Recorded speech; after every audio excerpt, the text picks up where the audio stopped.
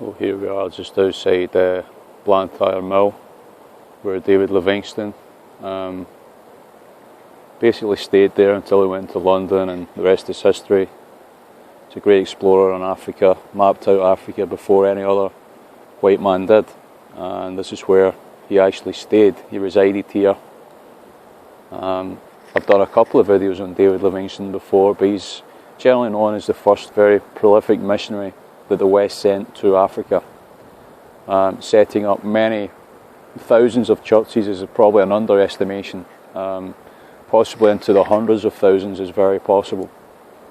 But he basically went across most of that continent, it seemed, and the Lord was very much with him, and that's why we have Christianity, I think, as prominent as it is in Africa today, because of men such as David Livingstone, who went out and spoke to the tribes there and managed to communicate enough with them to get the message, good news across of Jesus Christ and what he did for humanity, and to bring us all closer to God.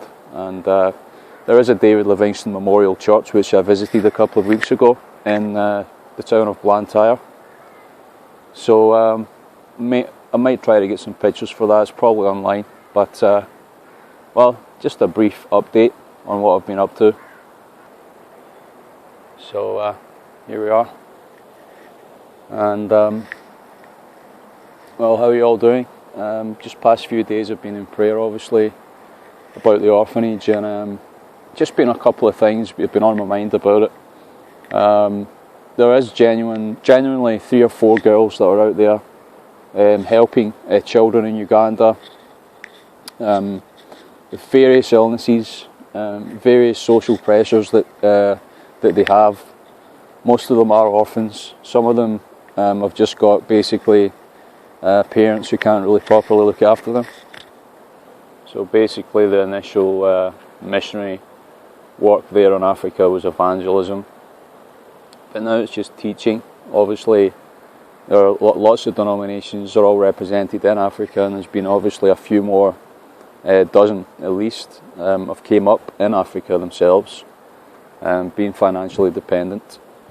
So that seems to be the theme in Africa, obviously the finance, but they've been getting some finance for these children already, and our hope is that they get at least about 40 profiles ready for us to then hand out to the interested people here who want to obviously support that cause, support that work in sustaining children, feeding, clothing them, actually having some written contact with them, and able to obviously see them and how they're developing, and actually possibly even hear from them at least a few times a year, which would be great if we can establish that.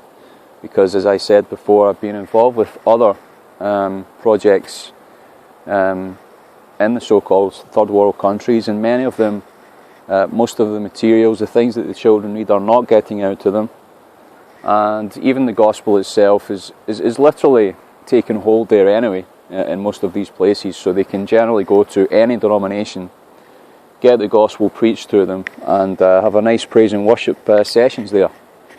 So that's not really the problem. Whereas here, I would say, if a missionary was truly to come back here and find the state of, which actually happened, I think there was a man from Africa who actually came out, I'm trying to think, it was Malawi. He actually came out to Blantyre, and basically saw the cultural differences and the fact that the kids really are just not being taught the gospel.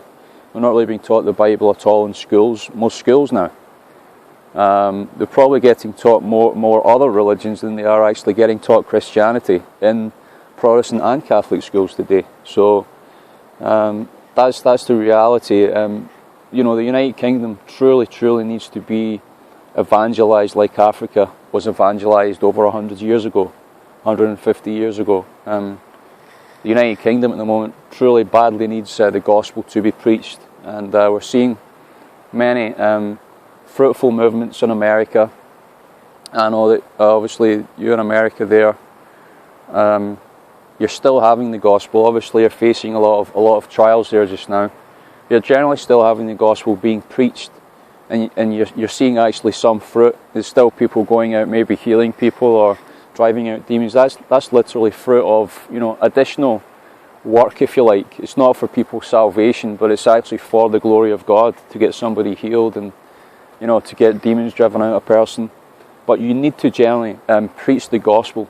If you can preach the gospel effectively, all these things can literally be done when a person repents and turns to God and literally just realizes that Jesus Christ poured himself out for them, and therefore they can just empty themselves of all the worldliness and ungodliness, filthiness that's within them, realizing Christ's blood has actually atoned for their soul to make them clean before God and to give them access to God's throne. You know, so it's truly incredible that the power of the gospel we talk about, you know, that it really, if you're preaching the gospel, if you're focusing on that, then God works through that. He does signs and wonders through that. As it says, signs and wonders will follow those who are apostles of Yeshua, the Messiah, who are apostles of Jesus, the Christ of Nazareth.